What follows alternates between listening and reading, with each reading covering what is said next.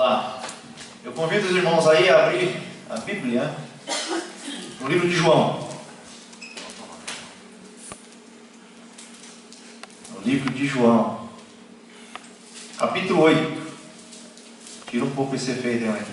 O pregador que fazia, né, parte do som, conhece. Faça favor. Vamos lá, João capítulo 8.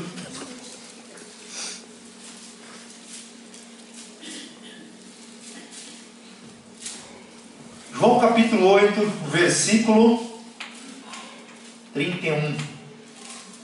Nós vamos voltar, nessa manhã eu vou revisitar um tema que eu já falei aqui na igreja há muito tempo atrás. Foi na minha primeira pregação. Isso deve fazer acho que uns 5 anos. E como esse tema ele é muito importante, nós vamos voltar nele. João capítulo 8, versículo 31, a parte B dele aí, diz assim. Acharam? Todos? Sim? Sim. Se vocês permanecerem firmes na minha palavra, verdadeiramente serão meus discípulos, e conhecerão a verdade, e a verdade os libertará. Vou ler de novo. Se vocês permanecerem firmes na minha palavra, verdadeiramente serão meus discípulos, e conhecerão a verdade, e a verdade os libertará. Acho que a maioria de vocês aqui já conheciam essa palavra, né? E é uma palavra forte, uma palavra intrigante, e que gera também algumas dúvidas, né?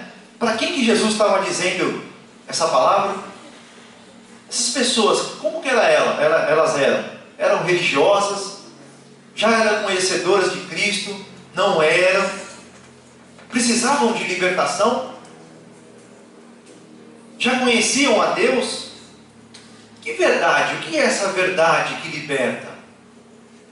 Será que nós, a maioria aqui, que já conhecemos a Deus, já temos um tempo de igreja, necessitamos de libertação? Essas perguntas vêm à nossa mente quando nós lemos essa palavra.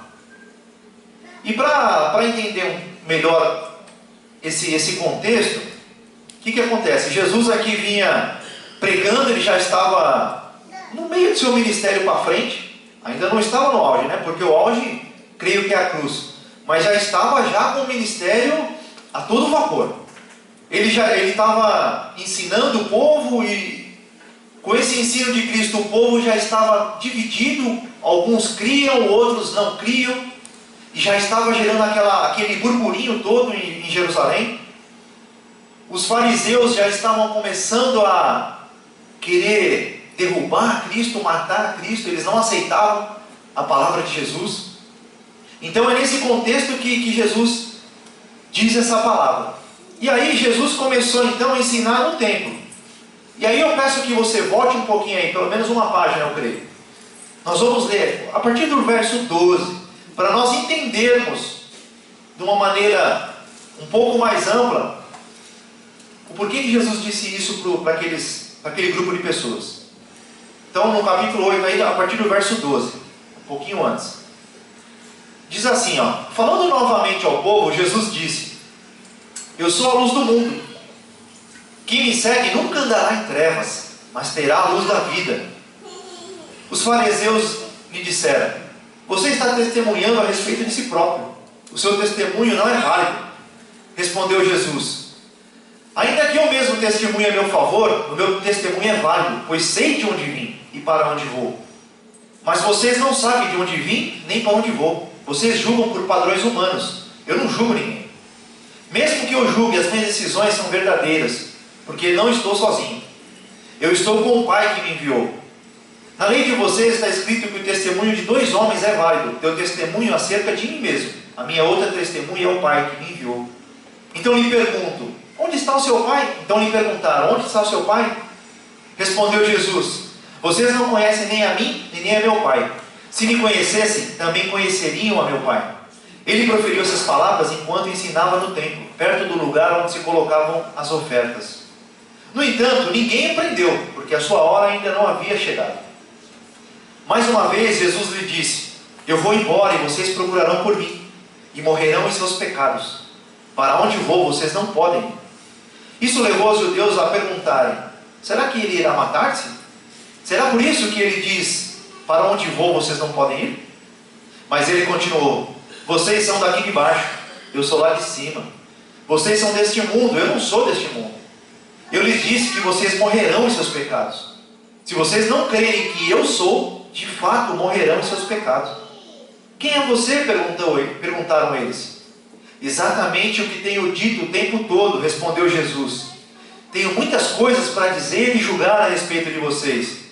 Pois aquele que me enviou merece confiança, e digo ao mundo aquilo que dele ouvi. Eles não entenderam que eles estavam falando a respeito do Pai. Então Jesus disse: quando vocês levantarem o Filho do Homem, saberão que eu sou, e que nada faço de mim mesmo, mas falo exatamente o que o Pai me ensinou. Aquele que me enviou está comigo. Ele não me deixou sozinho, pois sempre faço o que lhe agrada. Preste atenção agora no verso 30. Tendo dito essas coisas, muitos creram nele. E aí a mesma coisa no verso 31.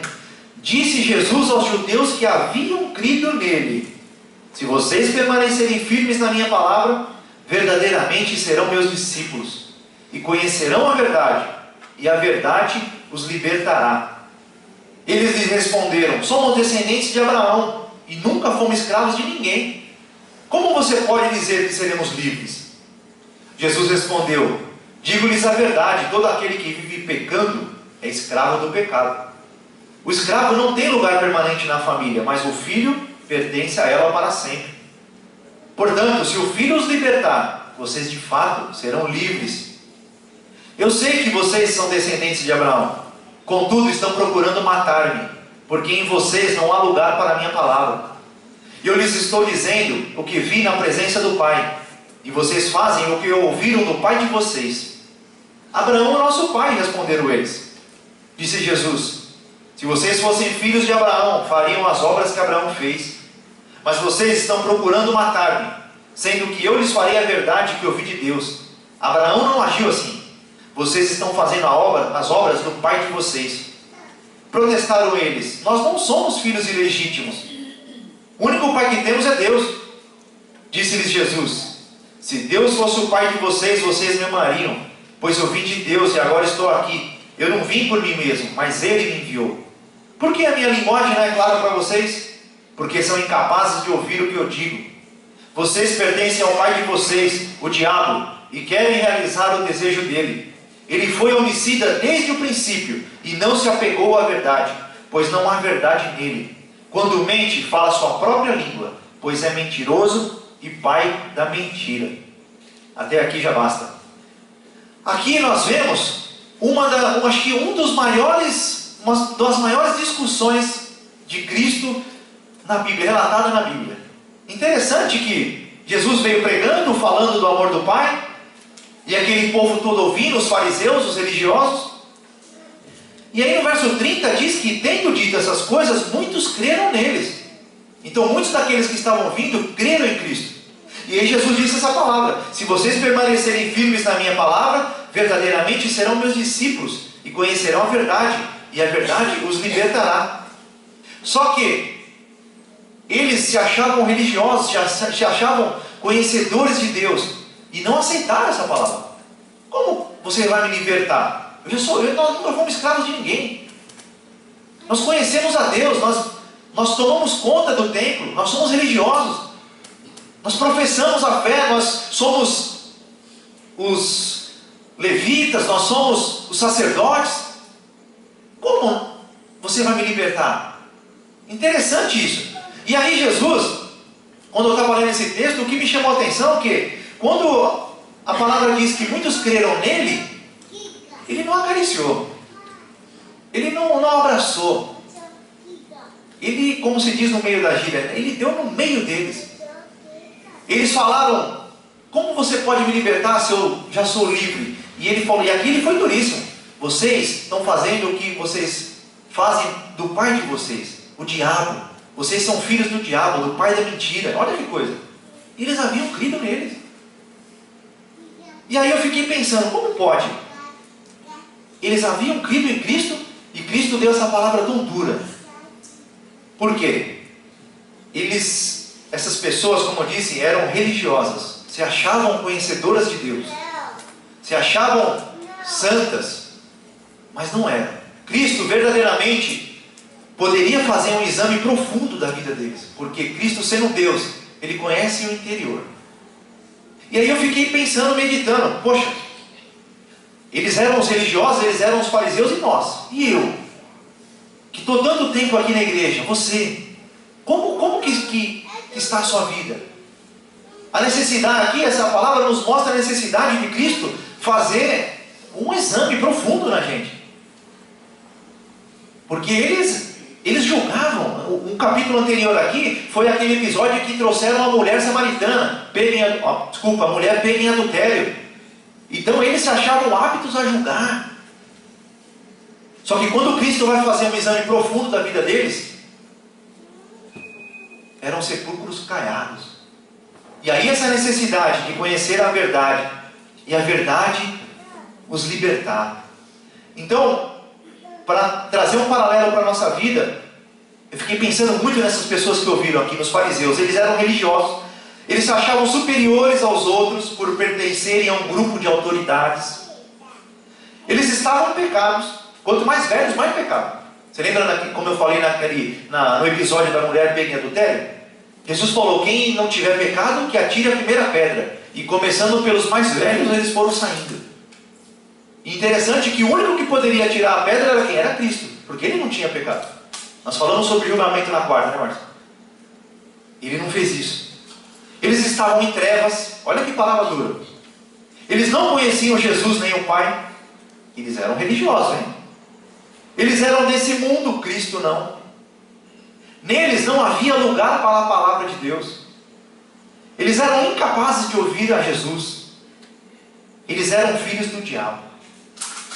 E aí a pergunta que eu falo para você nessa manhã: você permanece firme na palavra de Jesus? Esse versículo aqui é bem claro. Se vocês permanecerem firmes na palavra, então aqui, entenda bem o que eu vou falar. Só crer não basta, porque eles creram, certo? Se vocês permanecerem firmes na palavra, então é um estágio acima. Primeiro crer, depois permanecer firme. Se vocês permanecerem firmes na palavra, verdadeiramente serão meus discípulos. Isso quer dizer o quê? Há discípulo falso? Há. Há aqueles que se dizem discípulos? Há. Se vocês permanecerem firmes, vocês verdadeiramente serão meus discípulos e conhecerão a verdade. Terceiro ponto. E o último, a verdade os libertará. E aqui então, meus queridos, a necessidade de conhecer a verdade. Eu creio que aqui todos, a maioria, espero eu, que já sejam discípulos de Cristo. Só que, como essas pessoas aqui eram velhas de igreja, e quando Jesus foi fazer um exame deles, Ele falou, vocês precisam de libertação. Vocês precisam conhecer a verdade. E a verdade vai libertar vocês. Então quer dizer, não é a igreja que liberta, não é todo domingo estar aqui, não é fazer boa obra, não é tempo, nada disso que vai libertar. É conhecer a verdade e ela vai te libertar. E aí, nós precisamos saber o que é essa verdade, como que eu conheço. Aqui eu estava pensando que nesse autoexame que nós precisamos fazer, que Cristo precisa fazer em nós, é como se a gente tivesse com uma... Você já deve ter ouvido essa história. Tivemos com uma camisa toda suja, só que nós estamos num quarto escuro e a gente não consegue enxergar a sujeira dessa camisa, não é? Quando a gente vai para próximo da luz, aí sim nós vamos enxergando a sujeira dessa camisa. É esse o exame que nós temos que pedir para Cristo fazer em nós. Senhor, nos mostra o que eu preciso ser liberto, me mostra aonde ainda eu estou sendo escravo. Paulo disse que nós somos libertos e não eram para voltar à escravidão novamente. E é muito triste quando nós passamos muito tempo na igreja e ainda somos escravos de vícios, de medos, de traumas, de rancor, falta de perdão. Tudo isso é escravidão. Ódio, amor ao dinheiro, tudo isso é uma escravidão. E só conhecendo a verdade, só conhecendo Cristo, que nós vamos conseguir nos desvencilhar disso. O que é a verdade? Interessante, como eu coloquei aí no boletim, na pastoral, a Bíblia ela mostra o mundo invisível, o mundo espiritual, como sendo mais real do que o mundo verdadeiro, do que o mundo visível. Olha que interessante. Esse mundo aqui que a gente vê, visível, palpável, a Bíblia coloca ele como menos real do que o mundo invisível, porque o mundo invisível é eterno. As coisas de Deus são eternas, nunca passarão. E aí nós começamos a entender a verdade. Não a verdade mostrada na TV, não essa verdade que a gente aprende no trabalho, na faculdade, em que nós temos que ter posses, em que nós temos que ter um carro bom do ano para a gente ser alguma coisa.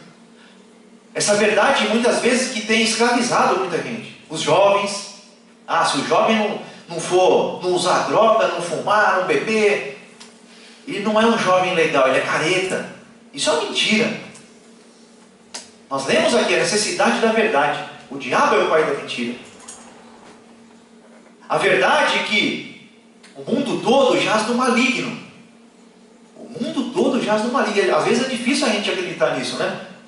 Poxa, uma vida tão bonita que nós temos. A Bíblia diz que o mundo todo jaz no maligno. E que nós precisamos da libertação de Cristo. Precisamos falar do amor de Cristo. Essa é a verdade.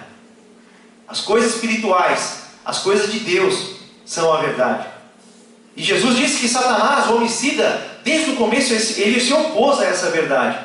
Se você lembrar do que Adão e Eva, quando eles caíram, o que Deus disse para eles? Verdadeiramente vocês morrerão se comer desse fruto.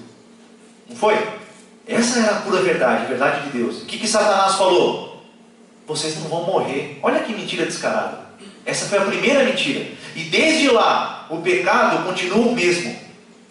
O pecado é sempre o mesmo. A mentira, o engano. Se o seu casamento não está dando certo, dá ouvido a outra pessoa. Procura alguém. Olha, a mentira é sempre a mesma. Se você perceber, todo pecado começa com engano, começa com a mentira.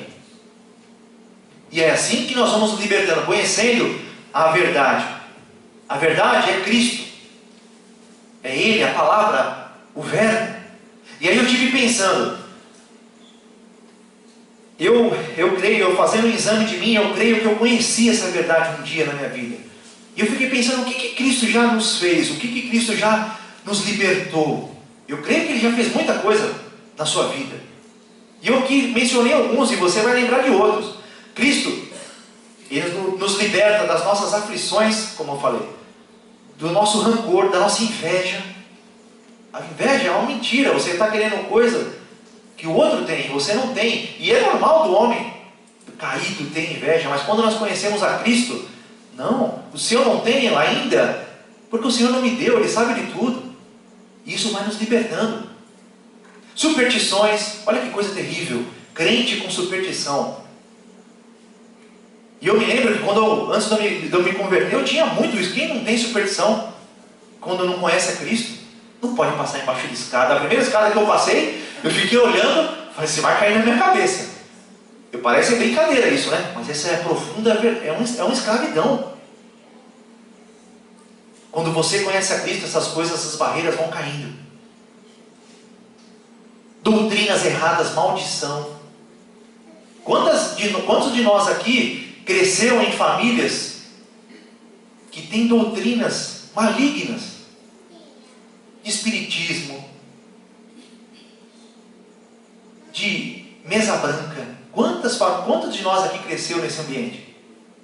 E aí você carrega isso. E quando você conhece a Cristo, quando você conhece a verdade, essas barreiras vão caindo, em nome de Jesus. O modo de falar, para muita gente, isso é escravidão, palavrão. não consegue mudar o modo de falar. Vícios, como eu já falei. Claro que eu não estou dizendo aqui que então a partir de hoje não precisamos mais de médico, de psicólogo, de nada disso. Não é isso que a palavra diz. Todas essas coisas estão ao nosso dispor, mas muitas delas caem quando você conhece a Cristo, quando você conhece a verdade. E você coloca toda essa escravidão, todas essas cadeias no altar de Deus. Elas vão caindo. Lembranças, isso é uma coisa terrível. Lembranças do passado e que nós não conseguimos nos desagarrar dela. Eu me lembro que antes de eu me converter, quando eu me inscrevi na faculdade, isso há muito tempo atrás. E eu abandonei aquela faculdade logo no começo, porque eu tive problemas, eu tive uma experiência ruim. E lembrança não vai embora. Lembrança fica na cabeça, não fica? Há muito tempo depois, eu acho que 10 anos, eu me inscrevi na faculdade de novo, eu precisava fazer. E aquela lembrança do passado vinha na minha mente. Aconteceu lá no passado, vai acontecer de novo. Você não vai conseguir. Olha isso. Quantos de nós aqui, o inimigo fica martelando na mente? Você caiu, você vai cair de novo, você vai fazer igual. Isso é uma cadeia. Isso só conhecendo a verdade nos liberta. A cada dia com Cristo é uma página em branco. Do dia que eu ouvi isso, eu me inscrevi na minha faculdade e eu terminei ela, graças a Deus. A cada dia vivido com Cristo é um papel em branco que você escreve. Se deu errado no passado, não quer dizer que vai dar errado hoje. O diabo vai nos tentar com mentiras. Você fracassou, você é um fracassado, você vai fracassar de novo. Não. Colocamos essas cadeias, colocamos esses pensamentos no altar do Senhor. E Ele vai nos libertando. Conhecereis a verdade, e a verdade os libertará. Eu falei aqui algumas coisas, porque senão nós vamos ficar o dia todo, mas eu tenho certeza que na sua mente está vindo o que você passa, porque cada um é uma pessoa, cada interior é uma pessoa. Eu não sei o que passa dentro da sua cabeça, o sofrimento que você tem passado, as lembranças, pequenas ou grandes. Mas eu tenho certeza que Jesus Cristo é poderoso para te libertar de cada uma delas. Uma frase que eu li no Facebook, antigamente era frase de para-choque de caminhão, né? Hoje em dia é frase de Facebook. Quando estiver sozinho, vigie os pensamentos. Quando estiver em família, vigie a sua compreensão. Quando estiver em público, vigie o seu modo de falar. Olha que interessante. Começa tudo aqui, no pensamento. Quando estiver sozinho, vigie os seus pensamentos. Tudo começa com o pensamento. E aí, uma outra face dessa verdade que nos liberta, crer na verdade de Cristo, é aquilo que Jesus Cristo já fez por nós. Ele já fez muita coisa. E essa verdade você precisa saber. Porque senão você vai passar anos aqui na igreja e sendo escravo ainda de algo, de alguém. Então tem algumas verdades que você precisa saber. E que se Satanás fizer você pensar que você não vive essas verdades, você vai viver como se elas fossem real. Você precisa saber que você é filho de Deus. João 1,12. Você precisa saber que você é filho da luz e não das trevas. 1 Tessalonicenses 5,5. Você precisa saber que você recebeu a mente de Cristo. 1 Coríntios 2,16. Você precisa saber que não é você mais que vive, é Cristo que vive em você. Gálatas 2,20. Você precisa saber que você tem acesso direto a Deus. Efésios 2,18. Que você pode se aproximar de Deus com ousadia. Efésios 3,12. Foi o que eu orei aqui no começo. Nós podemos chegar com ousadia na presença de Deus. Quando você peca, o que acontece depois? Você tem vergonha. E depois você tem medo. E depois você não chega na presença de Deus. Você se afasta. Mentira atrás de mentira. Não, você pode chegar com ousadia na presença de Deus. Essas verdades você precisa ter na sua mente. Você precisa saber que você recebeu um espírito de poder, de amor, de moderação. 2 Timóteo 1,7. Como disse Satanás não pode fazer nada em relação à sua posição em Cristo, e tudo isso que eu falei. Mas se ele conseguir fazer com que você acredite que essa posição não é real, você vai viver como se de fato não fosse. E aí você, como filho de Deus, filho do Deus Todo-Poderoso, que você tem o Espírito Santo, você vai viver como se você não tivesse nada disso. Você vai ser escravo de novo. Você vai sofrer. E Satanás vai tripudiar em cima de você. Então, conhecendo a verdade, e ela vai te libertar.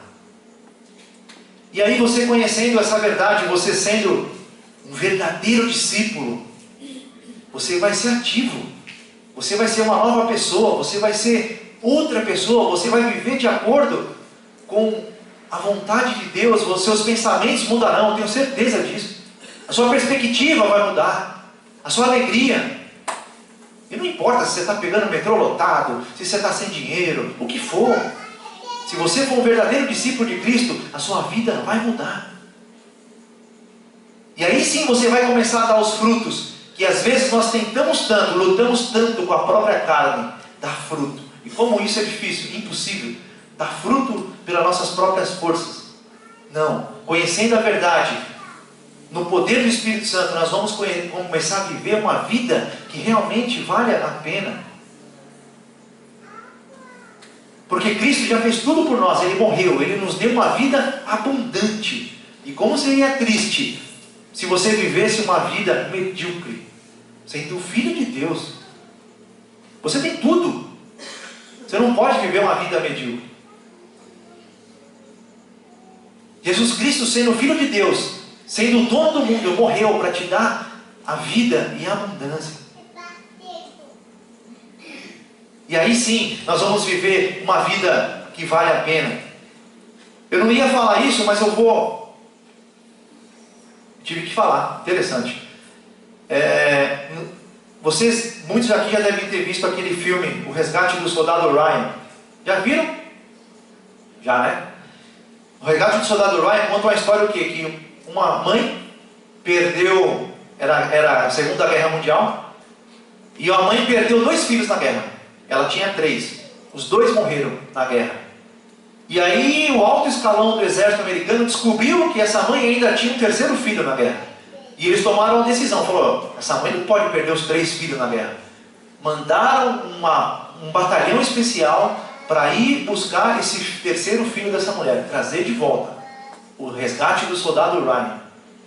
E aí, imagina a guerra, muitas mortes. Esse batalhão especial, eles não estavam lá para lutar a guerra. Eles estavam lá para resgatar o 3º filho dessa mãe. E morreram muitos daquela equipe. Aí antes do capitão morrer, quando já acharam o soldado, já estavam trazendo ele para casa. O capitão, acho que se não restava só ele, restavam poucos. O capitão estava quase morrendo também, que tomou um tiro. Ele chamou o Ryan, e a última frase dele foi assim: viva uma vida que valha a pena. Viva uma vida que valha todo esse sofrimento aqui. Muitos morreram por causa de você. Sangue foi derramado. Então viva a vida que faça valer a pena esse sacrifício. E isso nos remete a quê? A Cristo. Cristo derramou o sangue dele por você. Faça valer a pena esse sofrimento. Viva uma vida que vale a pena. Conheça a verdade. Faça esse sacrifício de Cristo valer a pena. Ele verá o resultado do sofrimento da sua alma e ficará satisfeito. Isaías 53:11 diz exatamente isso. Isaías 53 conta toda a história ali de Jesus Cristo na cruz. É uma profecia. E que ele iria morrer na cruz, ele ia derramar o sangue, ele ia dar a sua vida, ele ia sofrer muito. Que ele foi transpassado pelas nossas transgressões, que ele levou os nossos sofrimentos. E aí 53:11 diz assim: ele verá o resultado do sofrimento da sua alma e ficará satisfeito. Quando você vive uma vida que vale a pena, Cristo olha para você e fica satisfeito, porque ele olha para o sofrimento que ele teve, ele disse: vale a pena. Olha aí, o meu filho sendo tudo o que ele... Então você tem que ser tudo o que Deus planejou para a sua vida. Uma vida que vale a pena, com frutos, com amor, com mansidão, levando luz aonde você for. E a cada pecado que você vence, a cada pecado que você diz não, a cada orgulho que você diz não, Cristo vai olhando para a sua vida e vai estar valendo a pena ter morrido por Ele. Olha que maravilhoso isso. Porque o contrário é verdadeiro. Imagina quando nós pecamos, Cristo olhando para nós, a tristeza dele. Eu dei o sangue por Ele. E olha o que aconteceu. Está caindo. Paulo disse que nós só podemos morrer uma vez. Não tem como nós sermos salvos, libertos, conhecedores de Cristo e voltar a pecar. A palavra diz que é como os porcos que se lavam e voltam para a lama. Olha que terrível. Então, meus queridos, nessa manhã, a minha oração é que Jesus Cristo possa verdadeiramente te libertar, ser livre. Independentemente se você já é velho de igreja, se você é novo, se você já conheceu a Cristo há pouco tempo. Conheça a verdade, e verdadeiramente vocês serão discípulos de Cristo, e Ele vai te libertar. Que maravilha! Que maravilha se nessa igreja aqui for uma congregação de pessoas libertas. O pastor Milton vai começar, já começou, né? O ministério de... Qual o nome do ministério? Celebrando a recuperação. E o que é esse celebrando a recuperação? Eu achava que era só dependente químico. Não. Ali pessoas escravas, né, pastor? Ódio, rancor, perdão, tudo isso. Mentira. Um verdadeiro filho de Deus tem que se libertar de todas essas coisas. Precisa. Para ser aquilo que você foi projetado para ser. É como uma borboleta. Você vê uma borboleta tão linda, né? Maravilhosa, colorida. É bonita, não é a borboleta? A borboleta já nasceu borboleta? Não. Ela é uma lagarta, como se fosse, ridícula. É uma lagarta. Você sabe como que ela vira borboleta? Ela entra num casulo, ela mesma entra num casulo, se pendura de cabeça para baixo e morre. Ela morre. Depois de um tempo, esse casulo se quebra. E dali nasce uma borboleta. Se aquela lagarta não tivesse morrido, não, a minha vida não quero morrer, eu vou viver essa vida aqui. Ali ia ser a vida toda lagarta. Ridícula. Essa é a analogia. Se nós não morrermos para nós mesmos, se Cristo que morreu por nós não transformar a nossa vida, nós nunca vamos ser borboleta. Nós nunca vamos ser o que nós deveríamos ser, o que nós somos criados para ser, pessoas maravilhosas, luz para esse mundo.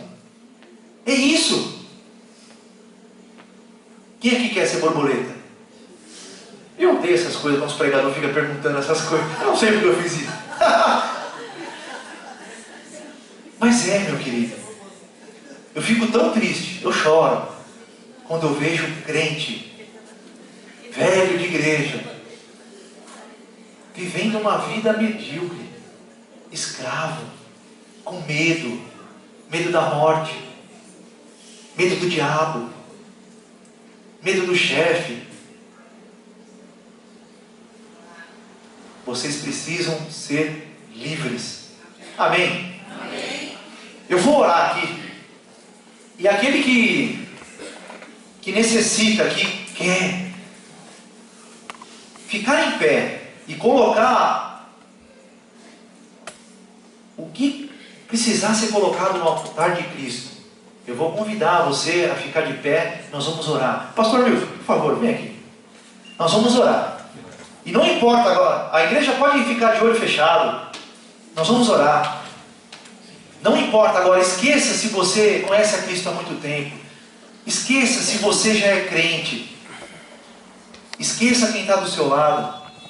Se você necessita de libertação em qualquer área da sua vida, Fique em pé e nós vamos orar. Se você precisa que os seus pensamentos sejam libertos, você precisa de uma nova mente. Você já tem a mente de Cristo. Se você precisa de libertação, porque você não consegue amar, se você não consegue perdoar, se você precisa de libertação na sua área financeira, e eu preciso disso, eu falo abertamente. Conhecerão a verdade os libertará.